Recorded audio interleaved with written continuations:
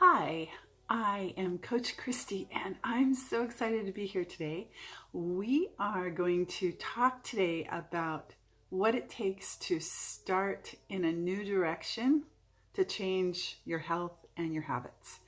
So let's talk about why we're here. And by here, I mean worried about our health, our fitness, our weight, our energy levels. Maybe our sleep isn't so good, and maybe your stress levels are super high. Maybe you're just not feeling good. Maybe you hate putting clothes on in the morning. Maybe it's that medicine you have to constantly take for that high blood pressure or diabetes or other weight-related concerns. Maybe it's just that you're sick and tired of being sick and tired. Well, it's a mean combination of elements that got us here. First of all, it's heredity. So heredity, we were not meant to have food in abundance. We were always out searching for our food, and it took a while to get it, and it took a lot of energy to get it. So energy out, the balance was kept, and it worked pretty well. So we're working against an age-old process going on in our body. The second thing is we've got bad habits. We have habits that are stuck with us from the days when we were young and maybe our parents gave us food when we weren't feeling good. Maybe we had some comfort foods. Maybe we only ate certain times of the day. Maybe we grew up saying we hate vegetables, and so you never really made yourself get used to them. And it takes a little getting used to things that are good for you, because it's so much easier to take things that are full of sugar and salt and fat, because they immediately give you that gratification. So that delayed gratification is a huge thing. We didn't learn that when we were young, and we're carrying that forward, and it's not going to serve us well. We also make a lot of assumptions. We are bombarded with horrible things out in industry about what is going to make us healthy, the things that are going to make us healthy and keep us healthy, and we get political about it. And really, it's a science. I mean, our body is a biologically functioning machine, and all we have to do is figure out what that biology is and the science behind it and make it work. It's as simple as that. You know what makes your car run, you put gas in it, and it makes it run. If you put water in it, I guarantee it's not running anywhere. So it's the same thing. We have a lot of assumptions, and we've lost the idea of getting back to science. The other thing is the stories that we tell ourselves to avoid taking responsibility. So what does that mean? That means it's easy to procrastinate. We always think that we can do something better tomorrow, and that it's okay to do it today. Oh, I'm just going to have this one potato chip, and it turns into the whole bag. We do a lot of things that we don't take responsibility for our decisions and our choices, and we let them happen, and then we feel bad about them, and then it's a cycle of we feel bad, and so we go out and we have less motivation to do good. And so we have to start the cycle the other way and quit telling ourselves stories that keep us stuck where we're at. The other thing that's out there is that availability of food and drink. I don't know about you, but I socialize a lot. And when I'm out socializing, there is food and there is alcohol and there are drinks, sugary drinks. There are so many things available that keep me in this place of being hard to make choices. And I'm just telling you that you have to decide who you are, what you stand for, and what you will put in your body and what you won't put in your body. And so walk around saying, no, I don't eat ice cream, or no, I don't drink sodas. That's not me.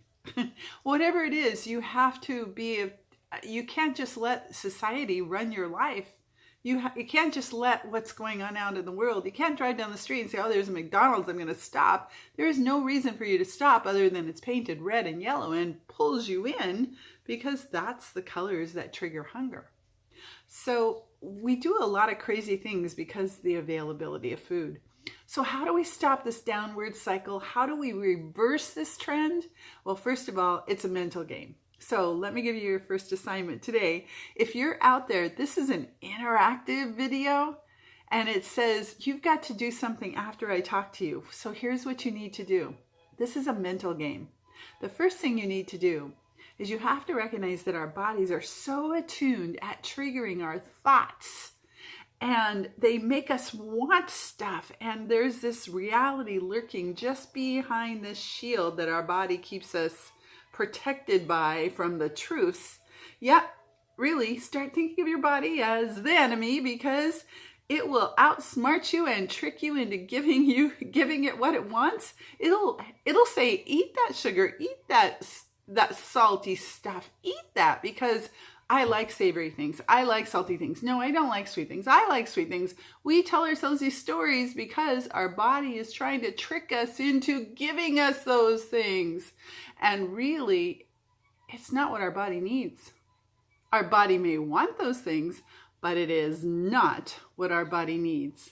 So just for today, make a decision for the next 24 hours to write down every thought you have about food. Now, if you don't want to write it down, take out your smartphone, turn on the voice recorder, and just make a little voice recorder note. So, for example, let me tell you something that actually I can tell you happened to me recently. And I laughed because, sometimes things get the better of me, and it did. And I laughed because this is what I went through. But I was aware enough that I realized I've got to get a hold of this. I don't know why I let my guard down. Partially it was because I was tired. And I know that when I'm tired and I'm around food, I know that's a trigger, but I didn't heed the warning. So here I was at a small gathering of friends. Someone brought lemon bundt cake, my favorite. And I actually ate 2 small pieces. First piece was a little small because I was just going to taste it, my 3 bites, And then it was so good that I had to have more. I cherished every bit of it on my mouth. And a lot of you are out there saying, well, you deserve it. No. I might think I deserve it. My body doesn't deserve to be given that crap. So I did something contrary to what I really needed for my body. I did what my body wanted because sugar, fat, those things my body likes. It thinks it likes, and it just doesn't like it later. So I had all these conversations with myself. Well, it's my birthday. Well, it was last week. And I should be able to have cake because I didn't really have any cake. And, well, I haven't had much to eat today. I went to the street fair and I didn't even eat anything at all that whole street fair. So I was really good. And you know what? I'm planning to get back on really narrowing down my program again and making sure that I'm attuned this week. I've got a few friends doing it with me. So, I was tired and I just thought, I need a pick me up because I'd been up since like 3:30 in the morning. And so I just had a long day at that point. So I had all these stories that were going on in my head, and I just laughed at myself when I started driving home. I put it on my voice recorder because I try to be self-aware, and I put it on my voice recorder, and I thought that I would share it with you today because it was so incredible that that's what I ended up doing. So, does that sound familiar? Well, if it does, you need to start thinking not only what you think about food and what you do about it, what you eat, but even when you're sitting around and something triggers a thought about food, why are you thinking that? Pay attention to what's going on. Pay attention to the things you say to people. Well, I don't eat any of that. Oh, that doesn't mean, I don't like vegetables. As long as it's not, cabbage or, people have all these things that they say about food. So stop saying those things about food. This isn't about what you like and don't like. Honest. We've gotten too far into this whole idea that food is pleasure. This is about what your body needs to be healthy. And what do you want in your life? Do you want to be healthy? If you want to be healthy, the first thing to do is to write down and take a reality check. What do you think about food? Day in, day out, make those notes. What do you think about alcohol? Well, I'm going out with friends. I can't really not drink, right?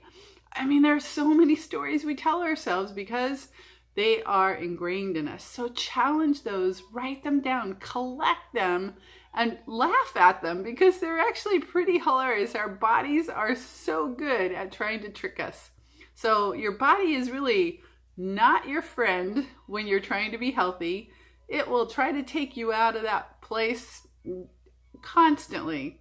So I hope this was a help for a good start to the next 30 days, which I'm going to be doing a video every day about something having to do with health. And I hope you'll all join me. I am on Facebook. My Facebook is going to be here on my YouTube channel. And I hope you will join me on Facebook and just let me know how your journey's going.